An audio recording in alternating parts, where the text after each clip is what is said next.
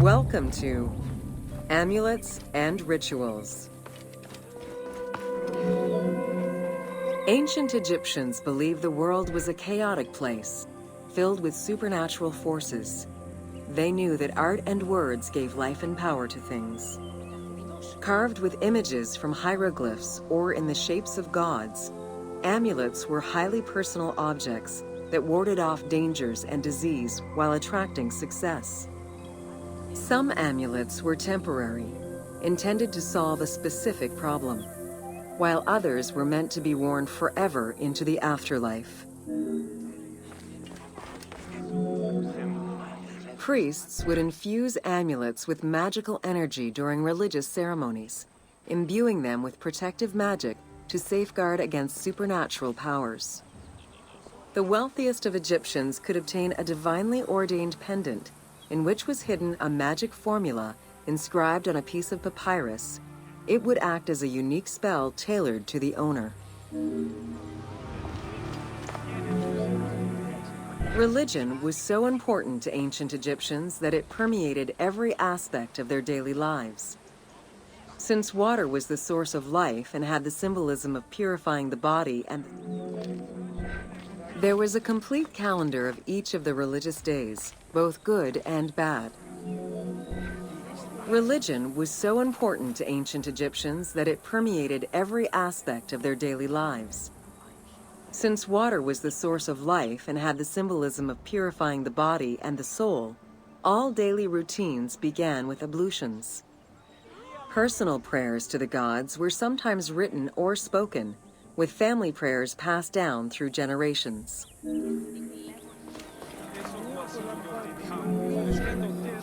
There was a complete calendar of each of the religious days, both good and bad, illustrating the appropriate daily rituals.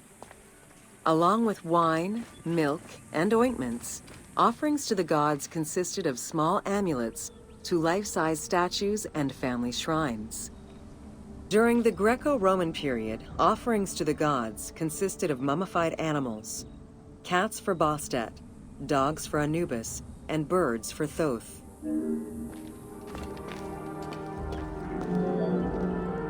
Deemed messengers of the gods, oracles offered guidance and judgment for all Egyptians, regardless of status. Crucial advice was offered on everything from day-to-day farming management to a pharaoh's decision on whether to start a war. Oracles were often used to decide legal issues. If the accused refused the judgment of the god, another god could be consulted in hopes of a more favorable reply. It was oracles that guided the Greek sailor Batos to the coast of Libya, where he founded a colony known as Cyrene. During Alexander the Great's campaign to conquer Persia, he consulted the oracle at the Temple of Amun within the oasis of Siwa, and was subsequently ordained a divine being.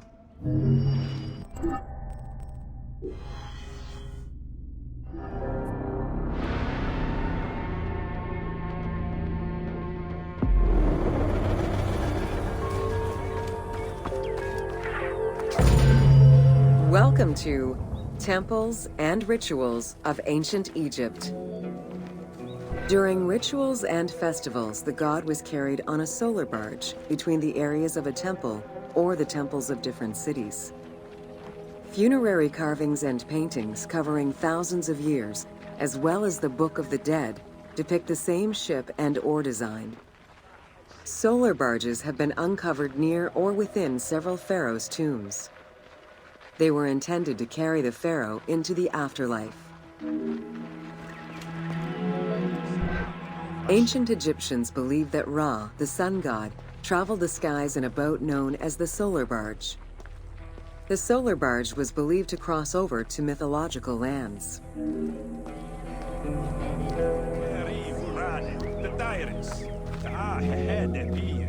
The god Ra believed mankind was conspiring against him. He ordered Sekhmet, the lion-headed war goddess, to kill all humans. To his chagrin, Ra quickly realized that with all humans gone, there would be no one left to worship him. In order to stop the rampaging Sekhmet, beer was brewed and dyed red with pomegranate juice to resemble blood. Sekhmet drank every drop of the brew she could find, eventually passing out drunk. When she awoke, she was calmer, and her lion visage had changed into Bastet. The festival of drunkenness was celebrated in honor of that myth. Unlike the daily rituals that took place in the temple and were performed by priests, festivals allowed the entire population of the city to participate. Festivals helped mark the passing of the seasons in the agricultural calendar. In reflecting the cycles of life, festivals offered a sense of consistency and structure for the regular citizens, thus reinforcing the sense of order that pharaohs were to provide for the citizens of Egypt as part of their godly duties. The importance of these festivals is demonstrated by their longevity. Records show that Osiris festivals occurred for more than 2,000 years. Some festivals serve to reinforce state control and promote the king's reign. Both the Opet and Set Jubilee festivals were specifically intended to celebrate the renewal of the king's power.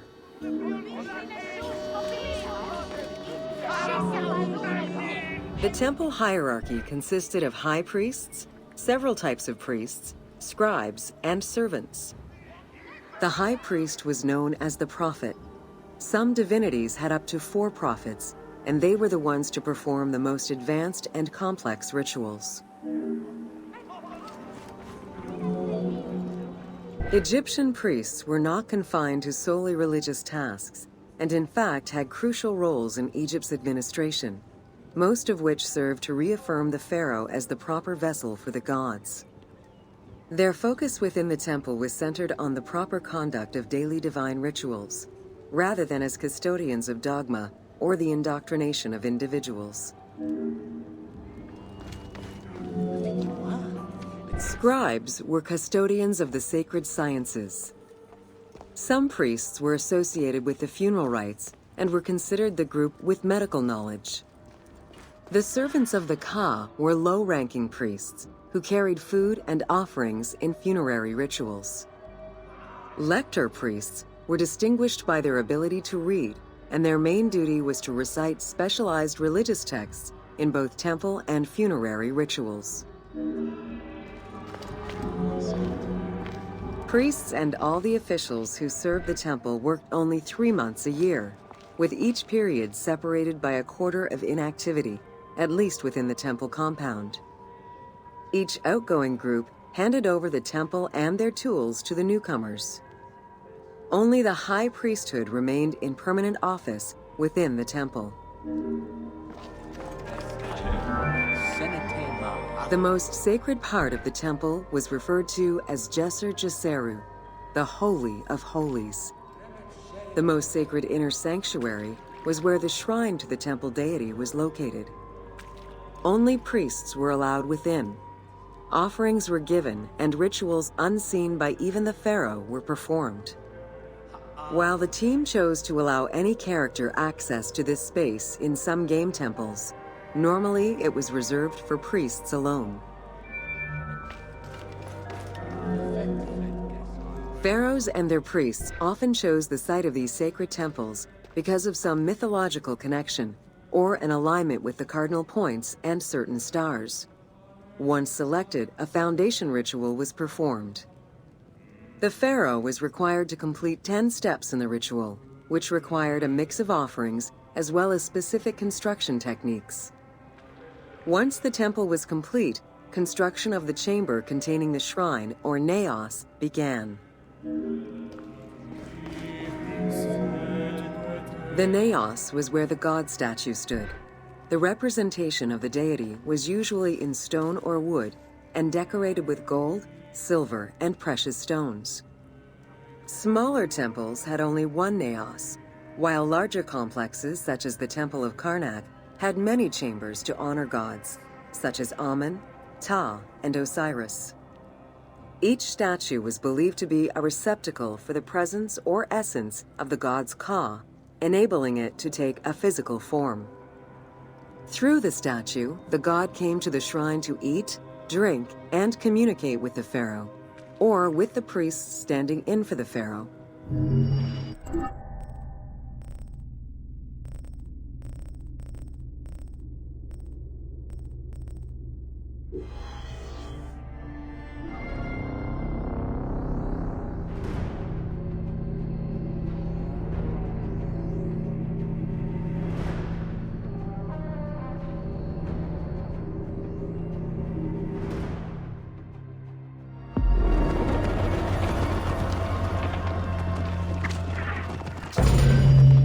Welcome to Oil in Ancient Egypt.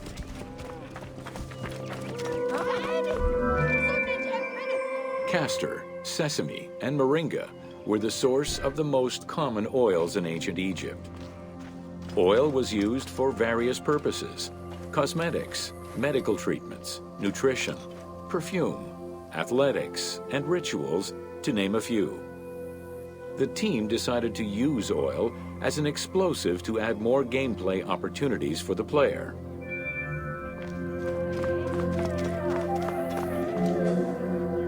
Ancient Egyptians originally used castor oil in wick lamps, but also for cosmetics, such as facial and hair treatments. There is mention in some papyrus of castor oil being prescribed to treat constipation and help pregnant women. Castor beans were found in ancient Egyptian tombs as early as 4000 BCE. Castor oil was made by pressing the beans from the plant of the same name.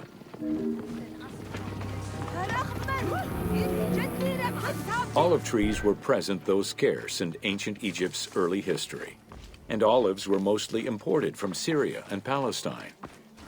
Their use and cultivation remained uncommon until the mass arrival of Greek settlers during the reign of the Ptolemies, when demand increased sharply. Olive trees were normally found in the region of the Fayum and the lands surrounding Alexandria.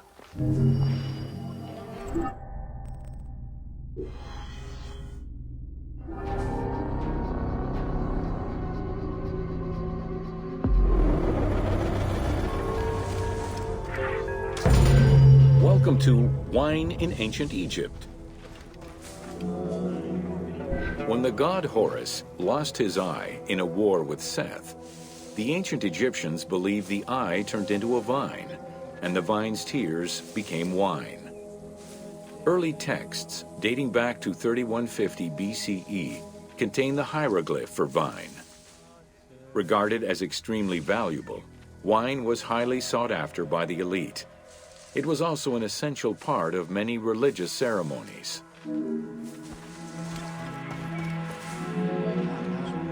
A millennia-old tradition, grape cultivation and wine production was regimented in the way typical of ancient Egyptian bureaucracy.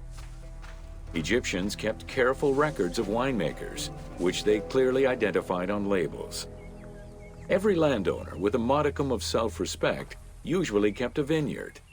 This held particularly true in the regions of the Fayum and the Nile Delta.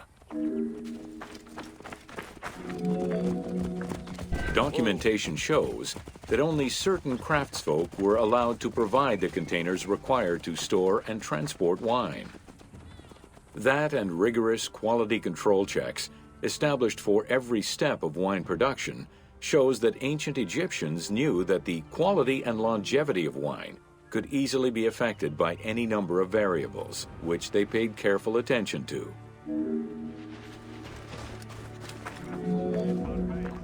Egyptians had different kinds of wines, most of which ranged in quality from good to very good.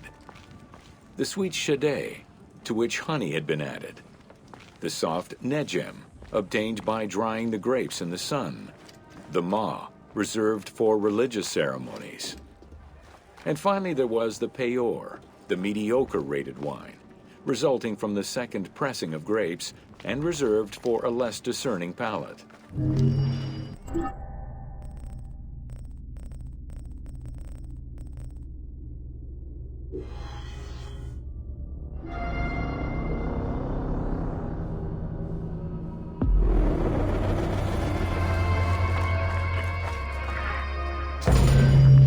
Welcome to Ancient Egyptian medicine. Evidence of advanced medical procedures have been found on mummies, and ancient Egyptians left detailed medical writings from diagnosis to follow-up treatment. One of the oldest known surgical studies is the Edwin Smith Papyrus. It's one of the first documents in history that notes an association between the integrity of the brain and cognitive functions, including cases of ocular complications and paralysis following head trauma. Vinegar-treated marble stone from Memphis was used as an anesthetic. Another similar document, the Ebber's medical papyrus, is over 20 meters long and 30 centimeters wide. It details treatments of 48 surgical cases and contains 877 paragraphs describing various diseases. Alongside accurate and factual scientific approaches, the papyrus has more than 700 magic formulas and incantations to ward off demons and disease. This demonstrates how ancient Egyptians believed in a harmonious balance between religion and science.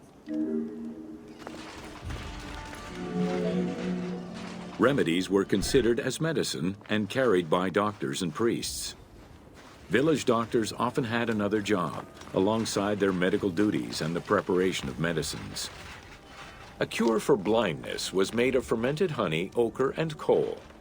The science behind it was that honey functioned as an antiseptic and antibacterial, while ochre would reduce the swelling.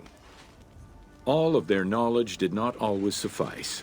Ramses II died of an infection caused by an abscessed tooth.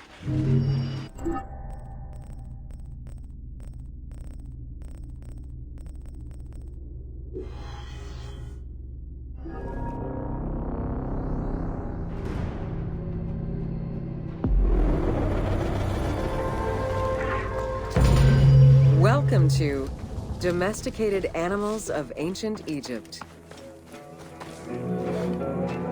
Agriculture and domesticated livestock were introduced 6,000 years ago. Archaeologists have found traces of cattle, donkeys, pigs, and dogs. Dromedary are thought to have been introduced during the Persian invasion.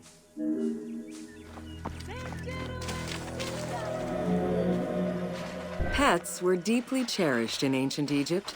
Many illustrations of children often include a pet in the depiction.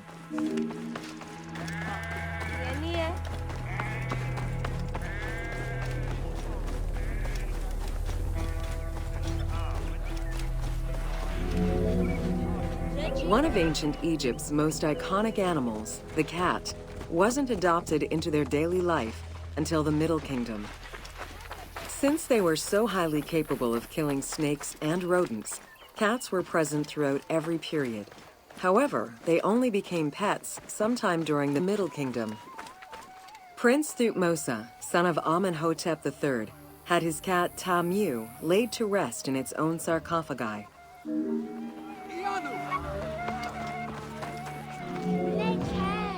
The earliest reference to dogs dates back to 5000 BCE. They were popular pets as they helped hunters and protected herds. They were closely linked to Anubis, the jackal-headed god.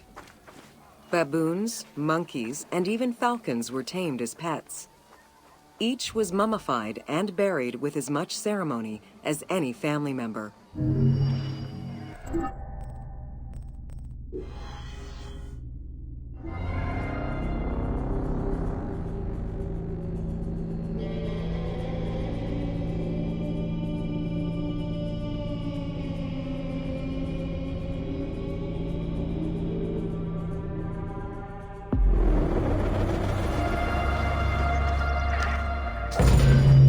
Welcome to Leather and Linen in Ancient Egypt. Tanning, a process which dates from prehistoric times, was present although not highly valued in Egypt due to the heat. Leather was reserved mainly for things such as sandals, leather bags, dagger sheaths, quivers, and other similar items. Leopard hides, unlike regular leather, were highly valued and usually worn by priests.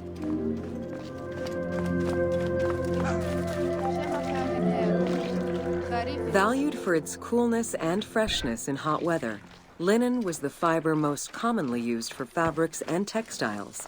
It was produced from flax, which was plentiful in Egypt. Fibers were usually dyed before weaving. While color was used in the production of textiles, dyes weren't commonly used for clothing, and most Egyptians wore white. The color represented spiritual purity, a goal to reach for every day of one's mortal life. Various shades were achieved using woad, a dye produced from the leaves of Isatis tinctoria.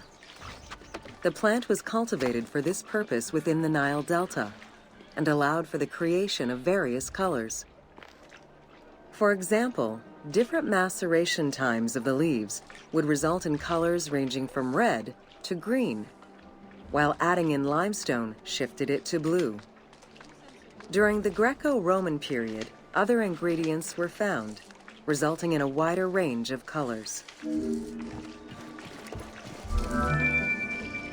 This area's style is strongly influenced by the dye baths and tanneries of modern-day Fes in Morocco.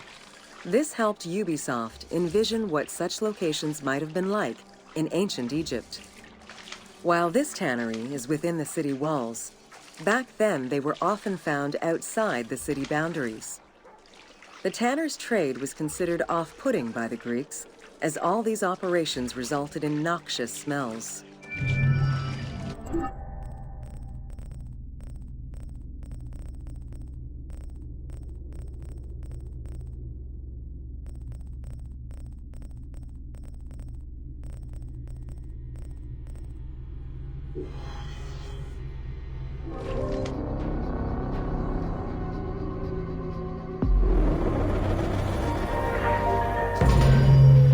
Welcome to Evolution of Pottery in Ancient Egypt. Excavations all over Egypt have uncovered enormous quantities of pottery vessels of all shapes and sizes. The production of pottery was mainly confined to the outskirts of settlements due to the materials required and to keep the kiln smoke away from inhabited spaces. The function of the product determined the selection of the raw material, its treatment, its form, as well as the finishing of the surface. Pottery was essential to ancient Egyptians' daily lives. Early pots were made. Pottery was essential to ancient Egyptians' daily lives. It was used in all aspects of life, from the storage of grains and liquids to containers within the tombs of necropolises. The most common pottery was made from Nile silt that resulted in a reddish-brown clay. Limestone clay, which made for more attractive pottery, was only found in Upper Egypt.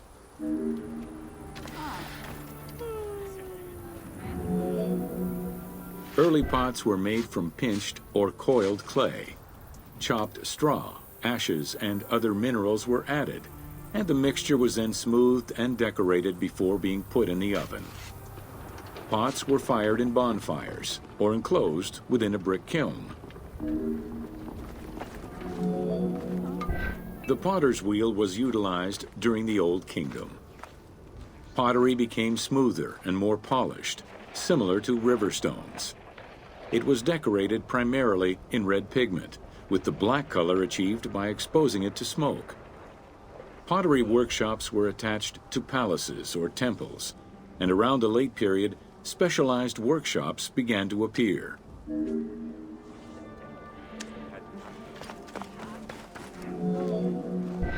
Quartzite particles, which created the rich blue or green glazing, became common during the New Kingdom. Mediterranean motifs and tin-based glazing came with the Greco-Roman era.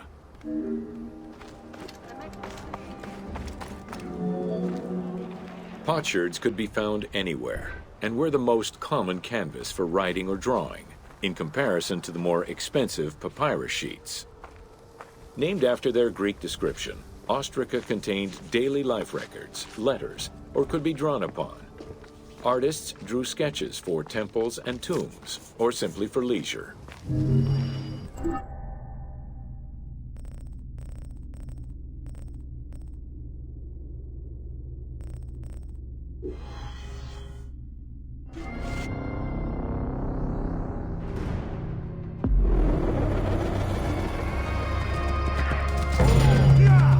Welcome to Building Ancient Egypt.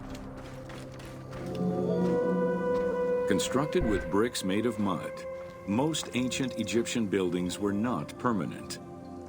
Only religious temples and funerary monuments were meant to stand the ravages of time.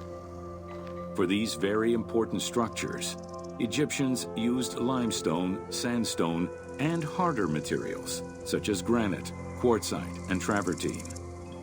These heavy stone blocks were so prized that they were often transported from quarries located hundreds of kilometers away.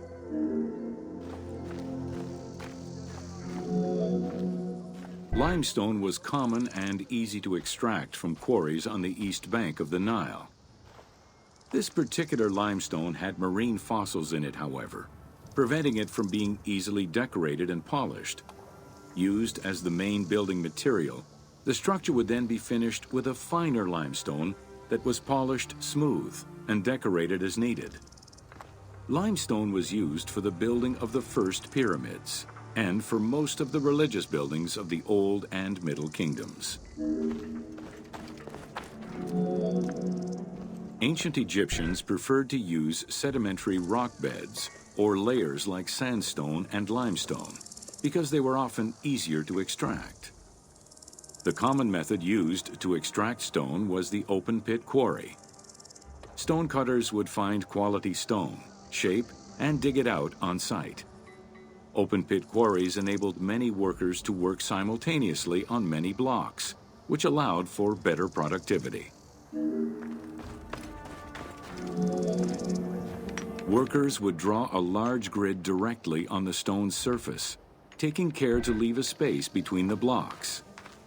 This allowed them to isolate the different blocks and create a trench that would make the extraction easier. Stoneworkers used iron chisels for hard rock and bronze or copper tools for softer rocks such as limestone. Removing material between each block created a trench line. In some quarries, that trench was wide enough to accommodate a worker, who would then cut the block entirely on site. For harder rocks like granite, workers cut a series of holes and hammered wooden wedges into them. They then soaked the wood until it swelled and caused the rock to split.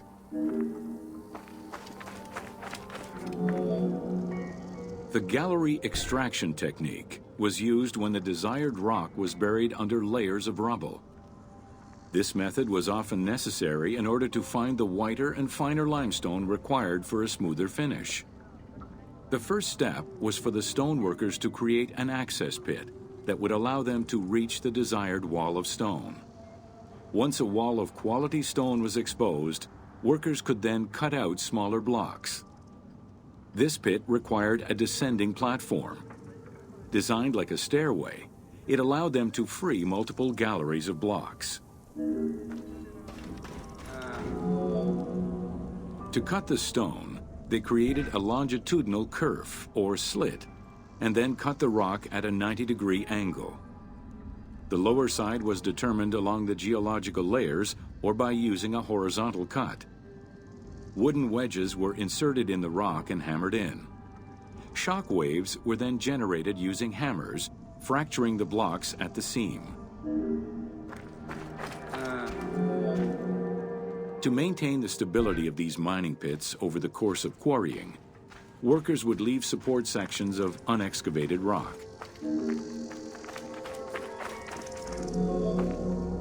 In every quarry, dedicated shrines were established to offer protection for the workers.